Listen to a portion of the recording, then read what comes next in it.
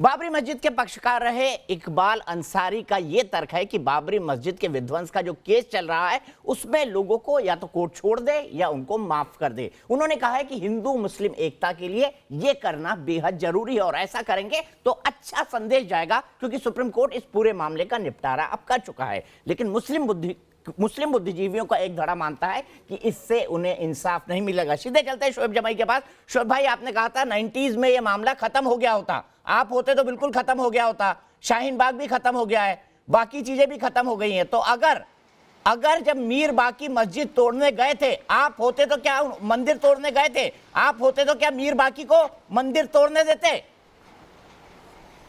दीपक जी, 2-3 सवाल उठे हैं, मैं उसका जवाब बारी बारी से दूंगा। पहली बात तो ये संविधान पे भरोसा है, सुप्रीम कोर्ट के जजमेंट पे भरोसा है।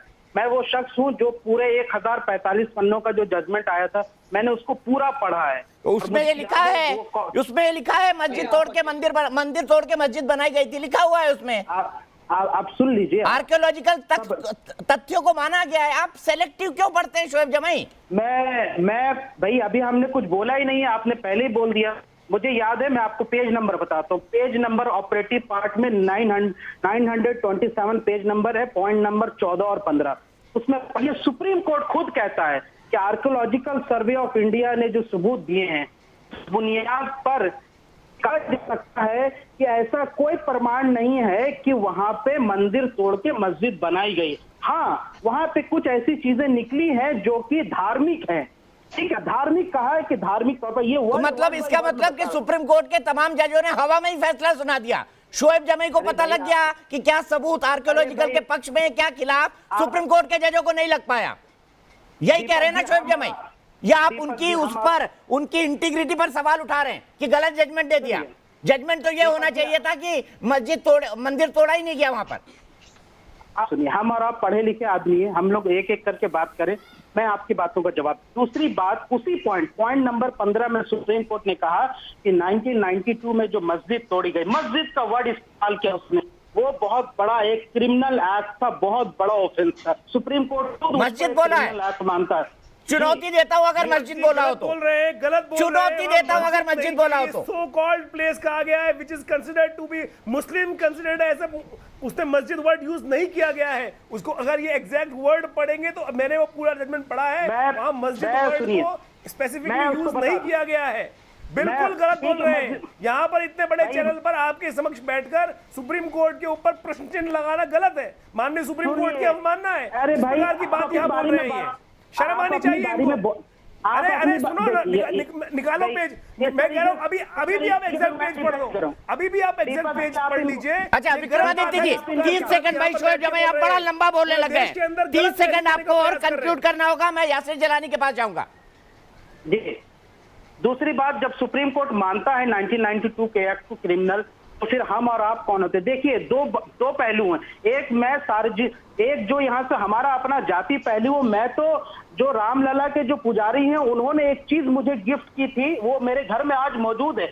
जो रोजाना रामलला की जो वो कपड़े जो बदले जाते थे, मैं रामलीला मंडली के साथ वहां गया था एक चैनल के साथ, और उन्होंने वो मुझे गिफ्ट किया, तो वो मेरे साथ मौजूद है। लेकिन जब इंसाफ का शोएब भाई, आपने सवाल का जवाब नहीं दिया। मीर बाकी जब आप, चलिए बहुत अच्छी बात है, अयोध्या गए, बहुत अच्छी बात है, आप राम मंदिर गए। मुझे ये बताइए, मीर बाकी जब मंदिर गिरा रहे थे, मीर बाकी अगर आप होते, जैसे आप होते तो आपके पास सब चीज का हाल है, तो आप मीर बाकी को मस्जिद तोड़ने से रोकते कि नहीं रोकते? बताइए, हिंदुओं के साथ क्या आप अन्याय हो रहे थे? जब सुप्रीम कोर्ट ने खुद कहा, अरे मैं सुप्रीम कोर्ट की बात ही नहीं कर रहा हूं भाई, क्या हिंदुओं के साथ अन्याय किया कि नहीं मीर बाकी ने? ये बताइए, मंदिर को तोड़ के, ये बताइए, जवाब दीजिए हाँ या ना। फिर अब मैं तथ्य फिर बताता हूँ। तथ्य क्या बताएंगे? मैं तो एक सीधा सा सवाल पूछ रहा हूँ, मंदिर तोड़ के हिंदुओं के साथ अन्याय किया गया या नहीं? बताइए शोएब जमाई। आप सुप्रीम कोर्ट को मानते हैं ना? सुप्रीम कोर्ट को मानते हैं? अरे मीर बाकी के टाइम सुप्रीम कोर्ट था क्या? मीर बाकी के टाइम सुप्रीम कोर्ट था क्या? जब सुप्रीम कोर्ट कह रहा है कि वहां मंदिर तोड़ के मस्जिद नहीं बनाई गई, सुप्रीम कोर्ट ने तो ये भी कहा था शाहीन बाग खाली कर दो, मान लिया था क्या आपने? सुप्रीम कोर्ट ने तो ये भी कहा था शाहीन बाग खाली कर दो, मान लिया था आपने? भाई या तो आप सुप्रीम कोर्ट की बात नहीं मानते हैं, या तो आप अपनी प्रोपेगेंडा एजेंडा चलाना चाहते। अगर आप सुप्रीम कोर्ट की बात मानते हैं तो आपको इस बात को मानना पड़ेगा कि वहां मंदिर तोड़ के मस्जिद नहीं बनाई गई थी। और 1992 का जो एक्ट था, जो मस्जिद को गिराने का, बाबरी मस्जिद को, वो अरे बहुत किसने बड़ा कहा criminal कि act अपनी है, अपनी जिसकी फिलॉसफी सजा लेके आ होनी जाते हैं चाहिए। हमेशा। शोएब जमाई को यहाँ बैठा दिया जाता है केवल इस देश में आग लगाने सुप्रीम के कोर्ट लिए। को मानेंगे यहाँ पर और सारी जब मानो बातें- तो नहीं हाँ, मानेंगे। उल्टी बातें अरे बोलने का काम करते हैं। यासिर शोएब जिलानी जमाई एक बात सुप्रीम कोर्ट ने बताएं। कहा था ना शाहीन बाग खाली कर दो, सुप्रीम कोर्ट ने कहा था ना इंटरलोक्यूटर भेजे थे 3-3, शाहीन बाग खाली क्यों नहीं हुआ? क्योंकि इनको सूट नहीं करता था, सुप्रीम कोर्ट की वो बात नहीं मानना चाहते थे। यहाँ पर सुप्रीम कोर्ट को शाहीन बाग की सुनवाई के दौरान मैं खुद मौजूद था। अरे आप तो हर जगह मौजूद रहते हैं भाई, जहां ना पहुंचे रवि वहां पहुंचे शोएब जमाई, जहां ना पहुंचे रवि वहां पहुंचे शोएब जमाई। जवाब दीजिए यासिर जिलानी। अरे भाई, मैं शाहीन बाग के मुद्दे से जमीनी तौर पर नहीं जुड़ा रहा। अरे मेरा नाम है जस्टिस कौल साहब, यासिर जिलानी, मेरा नाम है शोएब जमाई। कि शाहीन बाग में हम सड़क खाली कराने को लेकर चिंतित हैं। अरे इसके लिए अरे चिंतित थे तो मान लेते ना भाई, मान लेते, मानेंगे नहीं, वो कन्वीनियंट नहीं है ना, तो सुप्रीम कोर्ट संविधान बंद हो जाएगी आपकी। यासिर जिलानी जवाब दीजिए, देखिए सिर्फ यासिर का ऑडियो। शोएब जमाई के साथ बात है कि ये हर जगह आके अपने आप को खड़ा रखना चाहते हैं। इन्होंने अभी कहा कि इनको जब अयोध्या गए अंग वस्त्र वहां के पुजारी महोदय ने दिया, तो ये हमारी संस्कार और संस्कृति का हिस्सा है भारत के, यही तो तहजीब भारत ने सिखाया है। लेकिन जो विषय आपको वहां के पुजारी महोदय, वहां के महंत लोगों ने समझाया था, वो आप नहीं समझ पाए। आपने फिर आके अपनी बात करने लगे और आज भी आप तैयार नहीं है, जब मामला खत्म हो चुका है। 99.9% दीपक जी, भारत के मुसलमान ये मान चुके हैं कि मंदिर का भव्य निर्माण, और इकबाल जी इंक्लूडेड, जो आपके मुख्य पक्षकार आपके साथ बैठे हैं, ये खुद कह रहे हैं 1% बाबरी पक्ष जो ये लोग लेके चला रहे हैं, ये इसलिए चला रहे हैं कि इनका एक एजेंडा है। ये भारत में किसी भी तरीके से ऐसे मुद्दों को नहीं छोड़ना चाहते जिससे इनके जो कुछ फॉलोअर्स हैं मुस्लिम समुदाय के अंदर, वो इनसे नाराज होके हट जाएं, और ये जो वोट बैंक की पॉलिटिक्स, ये जो तुष्टीकरण की पॉलिटिक्स का मुजाहरा बार बार करते हैं, ये इनके हाथ से निकल जाए। नहीं तो ये मामला बिल्कुल सीधा और सरल है। अब वहां भव्य निर्माण की शुरुआत हो गई, और जिस तरीके से ये तर्क के साथ फैसला आया था, आर्कियोलॉजिकल सर्वे ऑफ इंडिया के उस वक्त के तत्कालीन डायरेक्टर जो थे के मोहम्मद, वो हमारा कैरेक्टर है भाई, हम लोगों को जोड़ के चुनना चाहते हैं, लेकिन इंसाफ कहाँ गया, जस्टिस कहाँ चला गया? हम हिंदू मुस्लिम को जोड़ के चुनने की बात करते हैं। मेरा सबसे अच्छा दोस्त हिंदू है। मैं कहता हूँ कि हिंदू से अच्छा दोस्त और हिंदुस्तान से अच्छा मुल्क नहीं हो सकता। अच्छा, लेकिन इंसाफ होना चाहिए, इंसाफ। आप मुसलमानों को भड़काने के बजाय उनको एजुकेशन की बात कहा करेंगे, वो एजुकेट हो। हमने तो मैं मौलवी साहब नहीं हूँ कि हिंदू मुस्लिम की बात करूंगा। मैं मौलवी साहब नहीं हूँ कि हिंदू मुस्लिम की बात करूंगा। इंसाफ और जस्टिस, ठीक है, इंसाफ। अरे मैं वही तो पूछ रहा हूँ, क्या बाबर ने इस देश के साथ इंसाफ किया था? बताइए शोएब जमाई, बताइए, क्या बाबर ने इस देश के साथ इंसाफ किया था? क्या औरंगजेब ने इस देश के साथ इंसाफ किया था? क्या तुगलक ने इस देश के साथ इंसाफ किया था? क्या महमूद गजनबी ने इस देश के साथ इंसाफ किया था? लूटा और खसोटा था कि नहीं? जवाब दीजिए। इंसाफ इस देश के साथ सावरकर और गोडसे भी नहीं किया था। सावरकर ने कहा कि हमको ये बोलने का कोई हक नहीं, आपको माफ कीजिएगा, आप सर्टिफिकेट देने वाले कोई नहीं हो सकते। माफ कीजिएगा शोएब जमाई, आपके पर्सपेक्टिव का सर्टिफिकेट नहीं चलेगा। बाबर की बात करिए, औरंगजेब की बात करिए, करिए उनकी बात, हिम्मत है तो करिए। आप सावरकर और गोडसे की बात कीजिए ना, हिम्मत है अगर आप में तो। नहीं, मेरे में तो हिम्मत है, मैं सावरकर और गोडसे की भी डिबेट कर सकता हूँ। आचार्य विक्रमादित्य, आपको यहाँ आना चाहिए। आ गया असली एजेंडा सामने आ गया, शोएब जमाई का एजेंडा सामने आ गया। बताइए, गोडसे ने जो किया वो देशद्रोह था। गोडसे इस देश का पहला आतंकवादी था। और सुन लीजिए मेरे मुंह से, क्या सुनेंगे बताइए आचार्य विक्रमादित्य। देखिए, इनको समझ में आना चाहिए इस देश की वास्तविकता क्या है। औरंगजेब ने हिंदुओं के जितने, और वीर सावरकर के लिए आपने जो बोला है उसके लिए आपको माफी मांगनी पड़ेगी। शोएब जमाई, आपको वीर सावरकर के लिए माफी मांगनी पड़ेगी। आचार्य विक्रमादित्य, बताइए। जिस हिंदू धर्म स्थल का वहां पे लिखा गया है। जी दीपक जी, मैं प्रश्न पूछ समझ नहीं पाया। नहीं, मैं कह रहा हूँ सावरकर, मैंने गोडसे को आतंकवादी कहा तो इनको सावरकर के लिए माफी भी मांगनी पड़ेगी। आचार्य विक्रमादित्य जी, अपनी बात कंप्लीट करिए। बिल्कुल माफी मांगनी चाहिए। जिन्होंने सावरकर को पढ़ा नहीं, सावरकर को समझा नहीं, सावरकर ने अपने जीवन पर्यंत जो इतने लंबे वर्ष तक जो कोई इस देश की स्वाधीनता के लिए जो लड़ रहा हो उसको बंद कर दिया जाए, जिस प्रकार की स्थिति उन्होंने सही जीवन में, ये समझ भी नहीं सकते उनको। सावरकर को इन्होंने पढ़ा नहीं, सावरकर को इन्होंने समझा नहीं, और यहाँ पर आक्षेप करने बैठ जाते हैं। जिस प्रकार के लोग यहाँ पर बैठते हैं, जो सावरकर के कण मात्र नहीं हो तुम लोग। सावरकर ने इस देश को एक करने के लिए क्या क्या नहीं किया, वास्तविकता समक्ष लाके रखी है आपके। आप लोगों ने जिस प्रकार के सावरकर को बदनाम करने का प्रयास किया, सावरकर जी एक एक चीज उनके जीवन के। ठीक है, शोएब जमाई मैं आपके पास आऊंगा। यासिर जिलानी, क्या शोएब जमाई को जो बिल पढ़ने निकलने से दूर का नाता है, इनका आंदोलन बहुत अच्छा करते हैं, उसके लिए मैं इनको बधाई देता हूं। मुझे बताइए, क्या इनका सावरकर को अपमान करना चाहिए? नहीं, आदरणीय सावरकर जी को अगर इन्होंने कोई बात कही है तो इन्हें माफी मांगनी चाहिए। इनको हम लोग कई बार समझा चुके हैं कि आप कम से कम पहले पढ़िए, पहले समझिए। तो 10x10 की कोठी में जिस इंसान ने दीवार के ऊपर पुरेज करके पूरा का पूरा एक किताब लिख देता है, इतिहास बता देता है, उसको समझने की कोशिश कीजिएगा। 10 जन्म लेना पड़ेगा वीर सावरकर को समझने के लिए, शोएब जामई जैसे लोगों को। सिर्फ क्योंकि इन्होंने वामपंथी सोच के रचनाकारों और किताब लिखने वालों की किताबें पढ़ के उनसे नफरत की बात करते हैं और ये कहते हैं कि हम हिंदू मुसलमान नहीं करते। हर जगह, हर टॉपिक पे जहां सरकार के खिलाफ खड़े होना चाहिए, वीर सावरकर की कौन सी किताब पढ़ी है? इनमें उनको मजा आता है, इनको जगह देती है, इसलिए इस तरह की बात है। लेकिन अब धीरे धीरे लोग इनको भी समझने लगे। आप पहले पढ़िए और पढ़ने के बाद इस पे टिप्पणी किया कीजिए।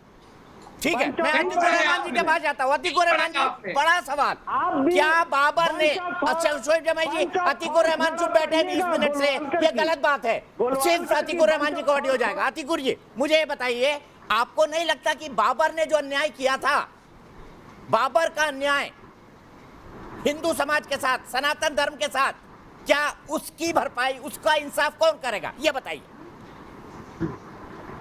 दीपक जी, मैं समझता हूं आपके पैनल पे 2 वरिष्ठ लोग जो बैठे हैं, इकबाल अंसारी जी और त्रिपाठी जी, इनके साथ में ना तो हमको कोई तौहीन करने का हक है, ना ही आपके व्यूअर्स का साथ में कोई तौहीन करने का हक है।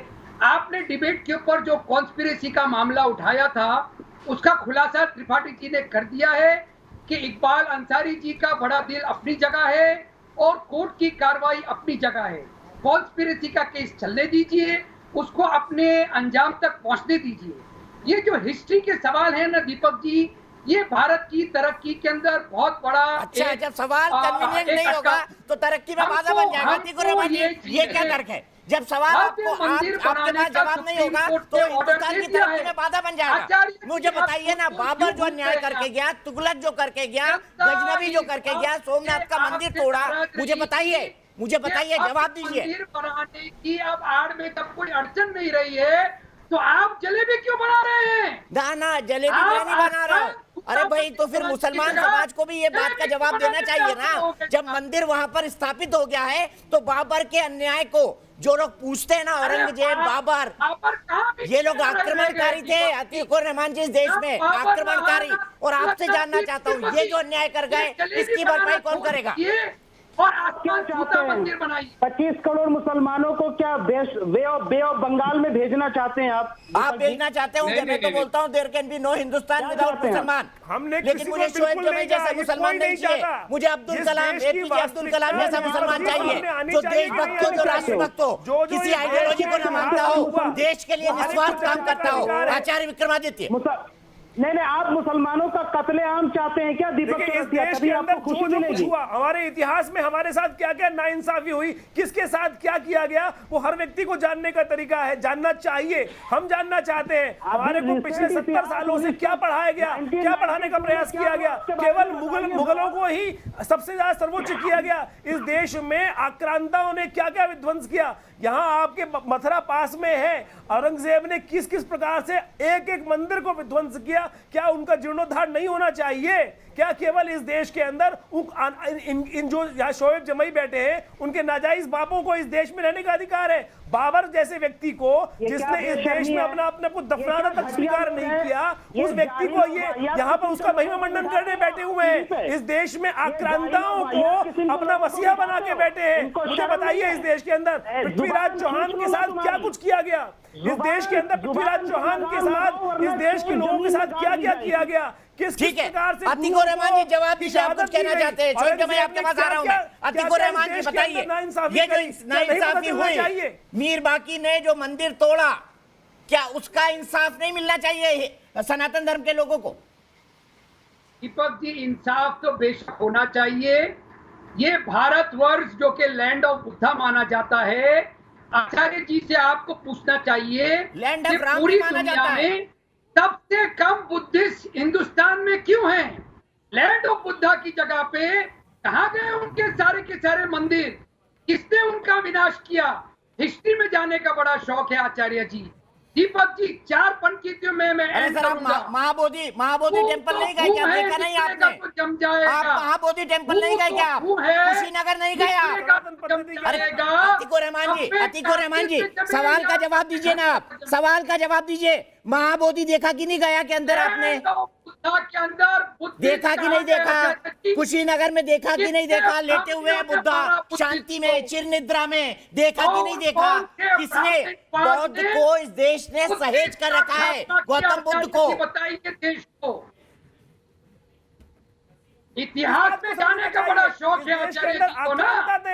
ये सब लोग जो आए हैं, गौरी, गजनी, इस देश के अंदर तैमूर, जितने भी आए वो सब के सब इस देश के आक्रांता थे। उनको समझने का प्रयास करो। हमारे को उनसे उनसे बात करने का, उन लोगों ने इस देश में आके जो विध्वंस किया और उन लोगों को जो अपना आज वो आइडल बना के बैठे हैं, उनसे प्रश्न चिन्ह करना चाहिए। ठीक है, ठीक है। मैं शोएब जमई के पास चलता हूँ। शोएब जमई जवाब दीजिए। इन आक्रांताओं ने देश के साथ जो अन्याय किया, जो लूट कर ले गए, जो खसोट कर ले गए, अपना आधिपत्य जमाया, आप जैसे लोग उस 8 साल को अपना राज बोलते हैं। शर्म नहीं आनी चाहिए इस वर्जन पे? मैंने सुना है आप जैसे कई नेताओं को जो सेक्युलरिज्म की बात करते हैं, जो हिंदू मुस्लिम यूनिटी की बात करते हैं, लेकिन उनके आदर्श कौन होते हैं? बाबर। उनके आदर्श कौन होते हैं? औरंगजेब।